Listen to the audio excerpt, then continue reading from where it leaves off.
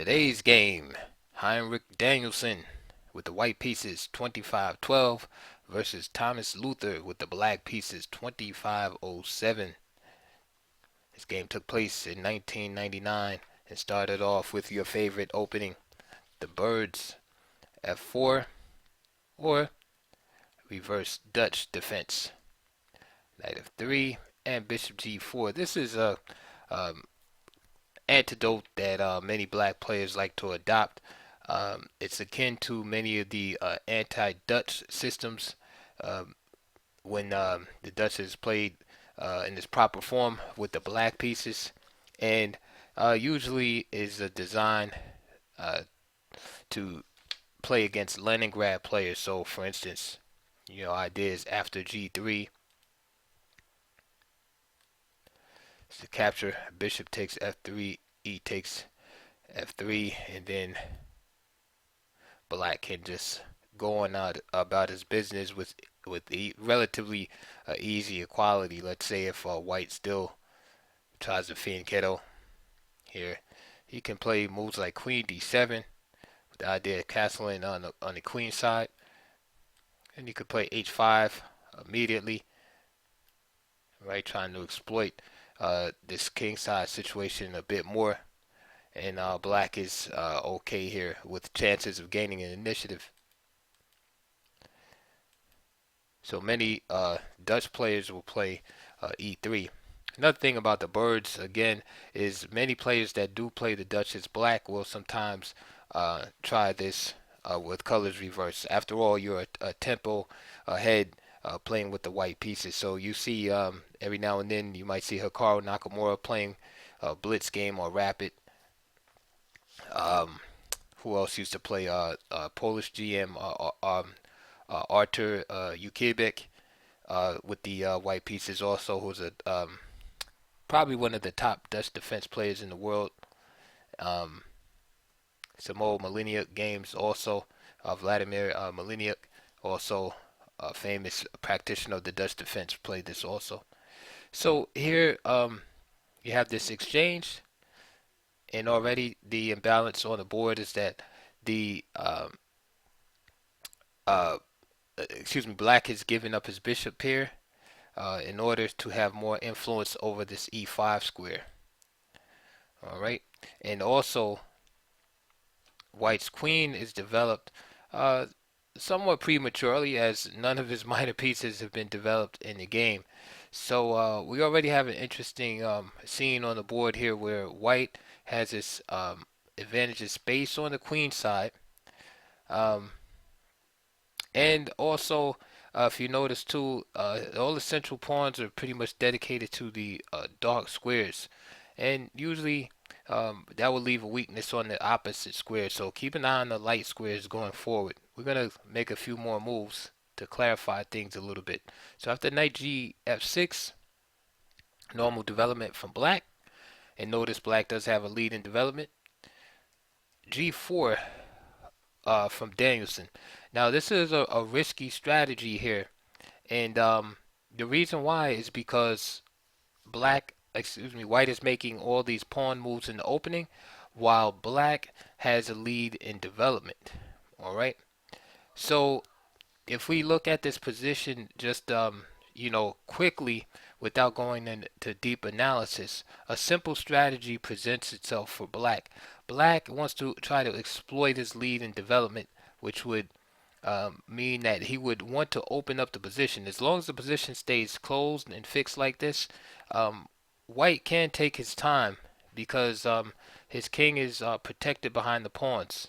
If black somehow can open up the position and start a fight while white is behind in development, this could be disastrous for white. All right, if he was able to somehow exploit this diagonal from E1 to H4, for example, uh, and get at the king. All right. For white, white wants to exploit the space advantage on the king side. All right, and push the black pieces into awkward positions. All right.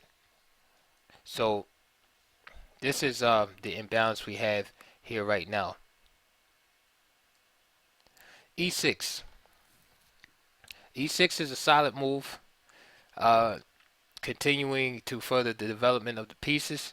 Um, I think E5 is interesting here already, and the reason why is because black here now is willing to sacrifice a pawn,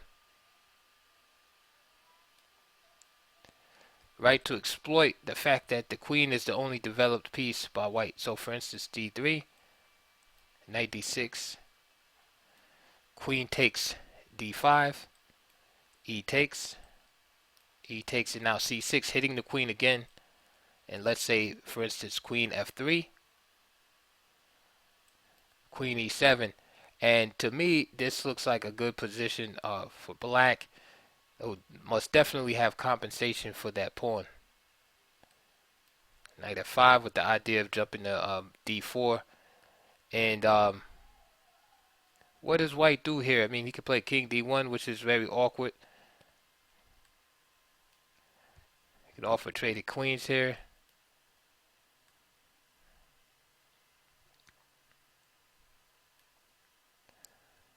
That's a move like knight G3 here, guaranteeing the return of the pawn. So after rook H2, and black has fully equalized. And I think that's more in the spirit of the opening. That's the type of move I would play. Because again, I'm looking at the development situation, understanding that if I can get this position open, that I will have the advantage. Right? And besides, that's a move I want to play. And also, I've given up the bishop pair uh, to remove the knight's influence off of e5. So to me, it makes perfect sense to play a move like that. E6 is good, of course. It doesn't lose a pawn, but to me it doesn't really address um, any of the downside in the white position. But not that it's a bad move. So D3, of course, guarding the E4 square. Bishop B4, check. This provokes C3. Of course, knight D2 can be played here. Knight D2, for instance, castle. C3, same thing. Bishop D6. So bishop B4 was played, and then C3 straight away. Bishop D6, and now E4. Okay, so now we already have this threat of E5. All right. So white's plan is real simple. He's just playing behind this pawn phalanx, and eventually wants to open up the position right when at the appropriate time for his two bishops. D takes, and now E5 from black. The only thing here is that this allows white to keep the position closed, though. All right, it doesn't have that dynamic effect as the other variation. So G5. Notice also in the previous variation how black had the option to jump into E4. Now he doesn't. Knight G8, and now simply F5. Again, white can get away without developing as long as he can hide behind this pawn chain. As long as black can't open the position, he can get away without developing, as you can see here. So that's a lesson for you newbies. Okay, development is important, but if the position is closed, then you can, quote unquote, fall behind in development. So H6. All right, so black is trying to open the position, but now H4. And the idea behind H4 simply is that the queen protecting rook right here. So if H takes G5, H takes G5, this bishop on C1 is guarding the pawn here. It's not a big deal. Rook takes, Queen E7. Bishop C4, for example. Knight B6, Bishop B3, castles, and Queen H8. And the game is equal here, but white still has a space advantage on the king side, which could be dangerous as the game comes to an end. Black played Bishop E7 here, right, trying to put more pressure on the G pawn, sensible looking move. In hindsight, Queen E7 is probably better here. Of course, preparing to castle queenside. But just notice the stark contrast in development. But notice also how black cannot do anything about it because he cannot get around the pawn chain of white. So he plays bishop e7. Of course, he wants to provoke a move like that, but that's not going to happen. Danielsen simply played queen h5, and now you can see the problems in the position. So now this capture cannot be made, and the rook on h8 and this knight on g8 are really bad pieces as a result of this move bishop e7. All right, so it's like a faulty tactical oversight here.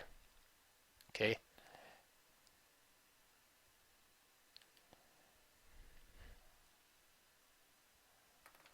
Sorry about that. G6, of course, would be bad here. Simply bishop takes h4, king e2, f takes, and queen f6. So you can see already how the breakthrough of the pawn chain for black would already be disastrous for white. Like white is already in serious trouble if he was forced into playing a move like g6. You see, soon as the position opens up, then the lead in development for black becomes manifest. But queen h5 shut that down. The position remains closed, so white continues to take his time. So the bishop comes out to a beautiful diagonal. Best diagonal on the board, actually, for the black bishop. Bishop e3, queen d6, knight a3. And now black has to worry about b5 and the c4 squares. c6. And now you can see within a few moves, white is basically caught up in development. So now the advantage is shifted to white. Why is that? Because white already had a tremendous space advantage on the queen side. On the king side, excuse me. Black was never able to exploit the fact that he had a lead in development. So now white is simply caught up in development. So therefore he's neutralized that advantage that black held. And now he just simply has a tremendous amount of space advantage on the king side. And now black is the one having trouble developing his king side pieces. And white has the bishop pair to boot. Knight c4. Another obvious move that we all would play, but for some reason white didn't play it here, is rook d1. Simply hitting queen. Queen c7, knight c4. Okay, white is just, simply better here. But he played knight c4 first. Knight takes c4, bishop takes c4, and castled. Now white is still better here. Again, this is a curious situation because black cannot exploit, his quote unquote development, and I use air quotes because yes, he's developed. He has his rook and queen, on the d file, but his pieces are just useless in this position. It's amazing how the pawn structure of white just holds everything up for black. Simply rook h2 here. It's a good lesson here again for the weaker players out there. Yes, this pawn can be captured, but why give black activity here? Okay, why give black unnecessary counterplay? For instance, queen takes f7, h takes g5, and then you have some issues here. Of course, you can't take here because of the rook, so now you gotta play moves like king e2 here. G takes h4, queen takes g7. So is it, attacking the rook and then knight f6? So is it playable? Yes. Can you do it? Yes. But why wake up a sleeping giant? And now this looks kind of dangerous, and white is in a situation where he has to play extremely accurate not to fall into some traps. So yes, would an engine make a move like queen takes f7? Probably yes. But for practical chances, should you do that? No. Same applies with bishop takes f7. Possible, but it's a move like a engine would play because it requires extremely accurate play. For 5 to 10 moves in a row. which humans normally are not going to do. So rook h2 is a good practical choice here. Queen c7. Now he takes. H takes g5, and this finally is the confession that, hey, this move early in the game, bishop e7, was not a good move, because black says, hey, I'm gonna give up this rook just to try to get some activity going on here. All right, so he sacrifices the rook for that. Queen takes h8, and now knight h6. Right, this is all about black trying to get activity, but now it's a little bit too late. Right, like I was saying, he should have, if he was gonna sacrifice, he should have sacrificed that e pawn earlier by playing e5. All right, so knight g4 and simply f6 for Henrik Danielsen, and Thomas Luther resigned after f6. Um, play could continue. Knight takes h2, bishop e6, king b8, and then f takes e7, rook e8, and bishop c5. And there's just too much going on for white right now in the game. So what can we take away from this game in conclusion? Is basically, it's good to stick to opening principles here. Again, notice in this opening, white's queen is out early. Black has a lead in development. When you have a lead in development, you need to exploit that by increasing your lead in development if you can, and open a position. If you do not open a position, then your opponent will just simply catch up in development and neutralize that advantage. So what does that teach us about an advantage in development? An advantage in development is a temporal advantage. Okay, it's only going to last for a little while. That means you have to be active and dynamic when you have that type of advantage on board. Okay, another thing we saw in the game too that indicates the style of play that we should pursue as black is the queen coming out early. Okay, the queen is really not considered, part of the early development protocol. All right, so with that, black's antenna should have been going off and looking for more dynamic continuations, like I mentioned, e5 instead of playing a move like e6. Another thing that we can take from this game is that phalanx attacks are very strong. These pawn phalanxes where all the pawns are united, like you see here on the white side, and marching up the board, very strong. And if you don't break those up or immobilize them, they can be very restrictive on your position, as you saw. Black's rook and knight just get relegated to the corner, and eventually the pressure was so great that black decided he had to sacrifice his rook, right, in a ignominious manner to try to get counterplay, which ultimately was not enough. Okay. Another thing we could take away from this is that if you play an opening from one side, try it from the other side of the board. So, for instance, if you're a Dutch defense player, is black, hey, try out the bird's opening, try out the position, try reverse Leningrad or reverse Stonewall, if you will. You have an extra tempi, might as well give it a shot. So that concludes our video for today. I hope you enjoyed that. Please check my links below. Please donate to my channel if you have some spare change, or if you're rich, it doesn't matter. All donations are appreciated. And also enjoy the links below. There's always going to be a DVD or a book or some type of information related to the opening on the board today. So in this case, it was the bird's opening. All right, so check that out, enjoy, and also check the link on this video, which would be another video related to this opening also. So I look forward to your comments, and I'll see you guys soon.